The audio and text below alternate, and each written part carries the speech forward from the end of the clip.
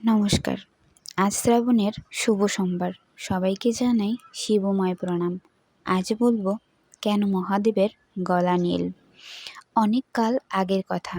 দেবতা আর দানবরা একসাথে সমুদ্র মন্থন করছিল। উদ্দেশ্য ছিল অমৃত তোলা।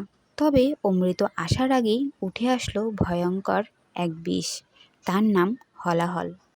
এই বিষ এতটাই ভয়ঙ্কর ছিল যে যদি ছড়িয়ে যেত তাহলে ধ্বংস হয়ে যেত গোটা সৃষ্টি।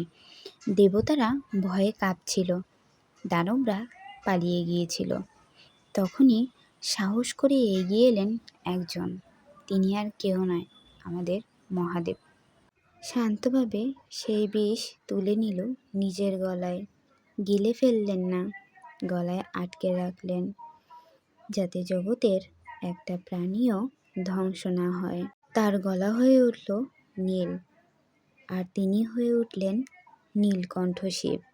এই হলো শিব, যিনি নিজের যন্ত্রণায় অন্যকে রক্ষা করে, যিনি নিজে বিষ পান করে সৃষ্টিকে রক্ষা করেন। তার জটায় আছে গঙ্গা, আর হৃদয়ে আছে সীমাহীন করুণা।